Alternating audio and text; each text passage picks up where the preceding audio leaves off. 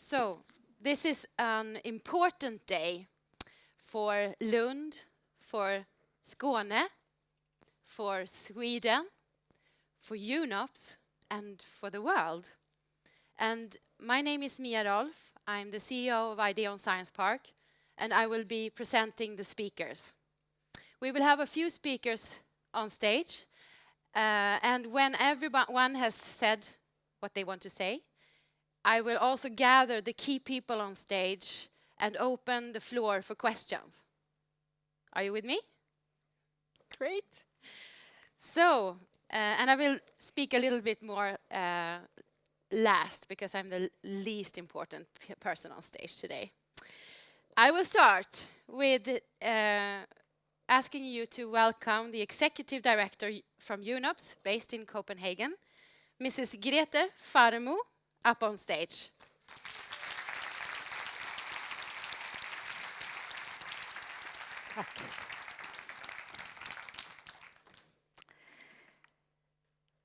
Thank you, and good afternoon to everybody.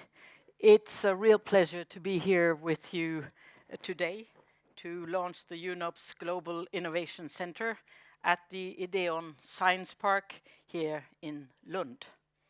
And I would like to extend a special thank you to Ibrahim Baylan, Minister of Business, Industry and Innovation, representing the Swedish government here today. We are truly honored. And I also would like to acknowledge and thank you the Swedish Innovation Agency Vinnova, and of course Ideon Science Park for the warm welcome we have received. My short message today is that to achieve the Sustainable Development Goals will require innovation. To end poverty and reduce inequality, we will need fundamental changes. We need to change how we produce, distribute, and consume energy, food, water, housing, welfare, and mobility. In short, we need to change the way we work to build sustainable, inclusive societies. We need new partnerships. From private and public sectors to international financial institutions and civil society, we need to come together to innovate. And this is why we are here. At UNOPS, we know that innovation takes many forms. Sometimes it can be through new technological products. Often it involves taking calculated, bold risks. But importantly, to develop the new solutions, we need to create an environment that nurtures innovation and foster partnerships leading to it. Our innovative solutions need to be inclusive and consider the needs of the most vulnerable. They need to be sustainable, kind to our planet, and based around the right values. And this is probably why Sweden feels like a perfect home for UNOPS to establish one of its key global innovation centers. Because of the strong support Sweden has for the Sustainable Development Goals, because of the profound commitment to multilateralism in a world where it comes under increasing threat, and because Sweden shares UNOPS's view that innovation creates jobs and fosters inclusion while it boosts economic development. Ultimately, supporting innovation in developing countries facilitates growth. These things are interlinked. And Sweden also has a culture of innovation and a strong infrastructure to match it. Of course, as a singer, I could start now talk about what ABBA has cost to this country. It will take too long. I won't go into the details, but I think music industry actually speaks a lot to Swedish innovation. Infrastructure, that increases the potential for technological breakthroughs. It also has the right social infrastructure, an engaged and committed ecosystem of stakeholders committed to transforming ideas into reality. And here in Lund, UNOPS is privileged to draw on Ideon Science Park's over 35 years of experience in deep tech innovation. We know that we need to create strong ecosystems for innovation, not just in high-income countries, but especially where the needs are the greatest. And UNOPS Global Innovation Centers do exactly that. And with the support of Vinnova, the Ministry of Foreign Affairs, and the Ministry of Enterprise and Innovation, we can help build up innovation capacities in countries with weaker support systems, or create innovation ecosystems in countries where these do not exist. UNOPS is creating a global innovation network based in 15 to 20 core cities, which distributes innovative achievements to the least developed countries. Innovation and entrepreneurship are key to dynamic economies. I see the center in Lund as a key hub in this endeavor.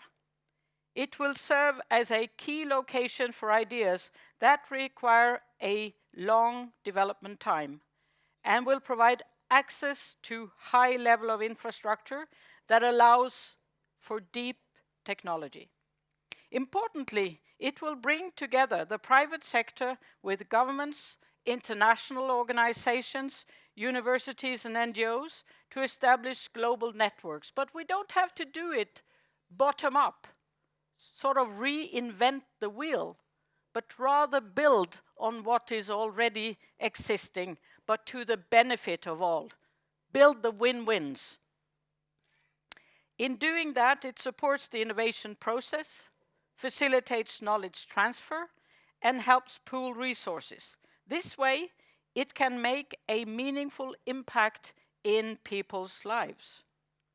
Being located here in Lund also allows us to benefit from local expertise in innovation, incubation, and design thinking. And I welcome our partnership with Sony here in Lund to innovate together to deliver on the Sustainable Development Goals. And this is such a good example of how we can work together also with the private sector. I have a background in public and in private sector, in politics and business, and I know it's not about those on the other side. It's actually how we come together and find ways of driving innovation to the benefit of the greater good. And allow me to give you an example of how our collective resources can strengthen innovation ecosystems. In the Caribbean nation of Antigua and Barbuda, you probably remember how hard they were hit by a hurricane only a few years ago. It virtually wiped out Barbuda. The impact of climate change